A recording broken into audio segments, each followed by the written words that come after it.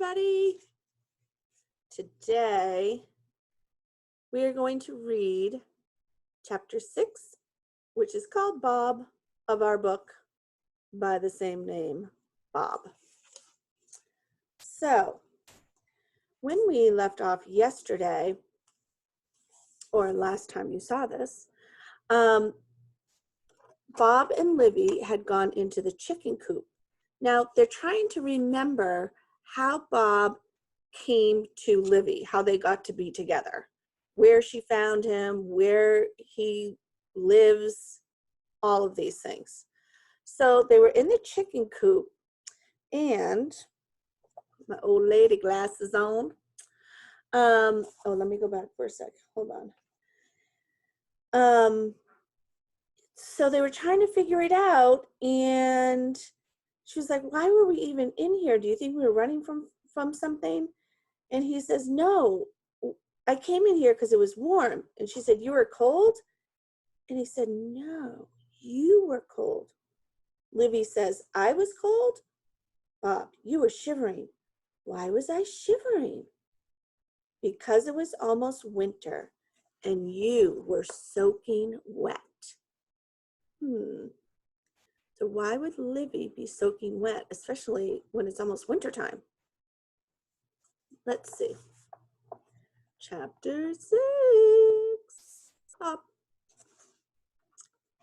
If I think back really hard, I can still see 5-year-old Livy curled up on the straw, her long hair and her orange pajamas matted with leaves, and a tiny frog stuck inside the hood. "A frog?" she says when I tell her. I nod, remembering the bright greenness of the frog. "It hopped out and landed on your nose, and when I shook you, you woke up, and then you laughed when you saw it." I don't add that when she saw me, she stopped laughing. "Why was I sleeping if I was soaking wet in the chicken coop? Was it raining?" I shake my head. "No, it was sunny." I remember the early morning light through the slats of the roof and the dust hanging in the air. "And you took a long time to wake up." "But I thought I was the one that saved you." I shake my head again. "That came later." She sighs. The old Livy never sighed. This one sighs a lot. A car door shuts. Livy jumps up and peers through the window. "Mom's back. Stay in here till we're out of the way, and then you can run back to the house, okay?" A car door shuts. I already read that part, sorry. She still doesn't trust this chicken suit. She ducks through the door before I can say that, and I don't want her to go. Now I'm all alone with the real chickens who are looking at me suspiciously. I cross my arms and sit in the corner, the same corner where she was all wet. A minute later, I can hear Livy laughing. I risk peeking out the window. Gran has joined her and her mom and the baby. They're feeding cucumbers and carrots to the pigs. Graham shows Livy how to hold the vegetables so the pigs don't nibble her fingers. "Your dad will love this," her mom says, snapping pictures. "Our little farm girl." I slump back down. I want to be a little farm girl. Well, a farm, not zombie. I haven't been out in 5 years. I should get to feed the pigs and run in the grass and stare up at the wide blue sky that I almost forgot existed. I should get to climb a tree if I feel like it. Why does Livy get to make all the decisions?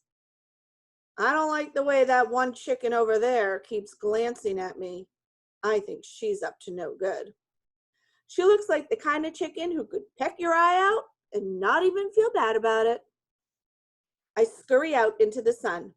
Now everyone is laughing at how the pigs' tails are like little curly question marks and how they would go boing if you unwound them.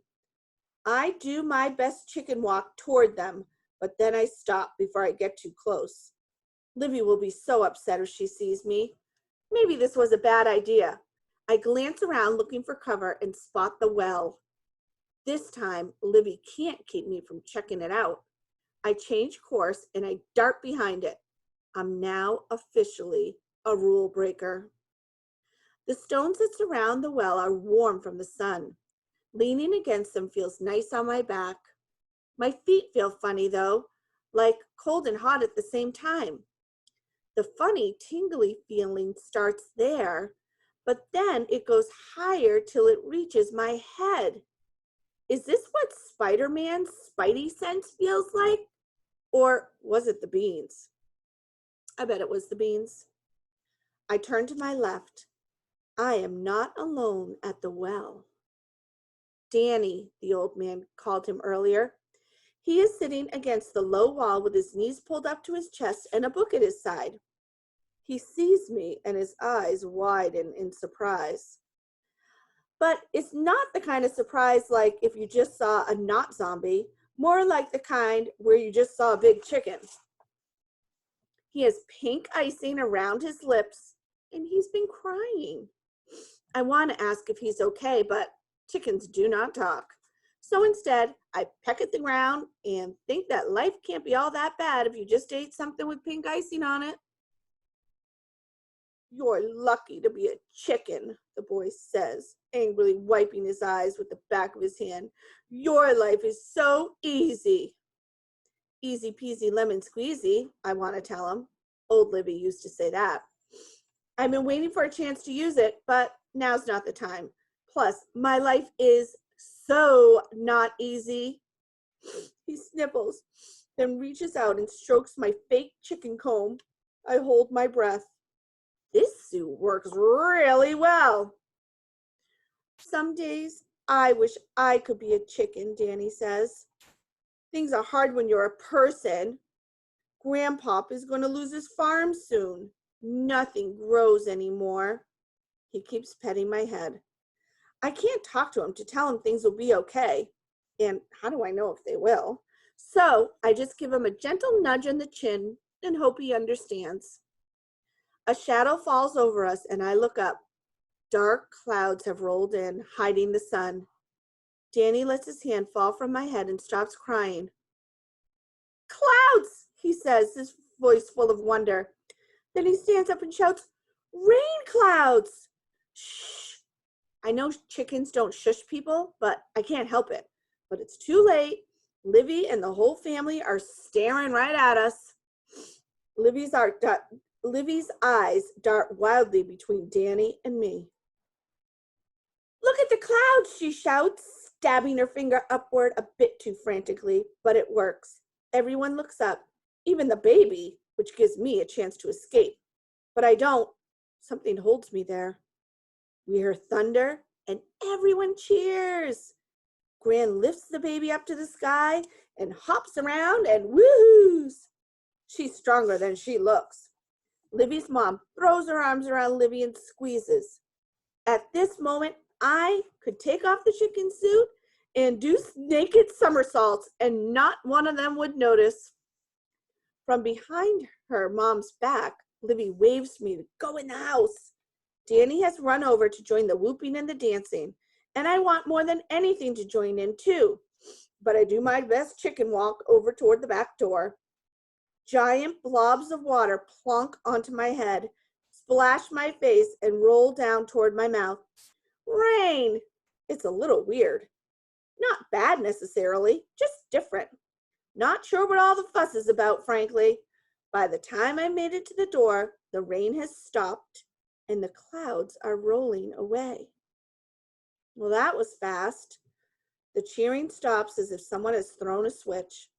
Everyone is quiet. Livy is frowning, and that makes me sad. I hear her mom say that the baby needs to get into some dry clothes. I'd better get upstairs before they come in. Also, I'm pretty sure there are some potato chips left in the bottom of the bag. Well, that, to me, was very interesting. That he had this tingling feeling, and then it rained, but then when he got back to the house, it stopped raining. I don't know. Just makes me think. I wanted to show you this page because these are what the pages look like that I'm reading. They just look, just like regular old pages.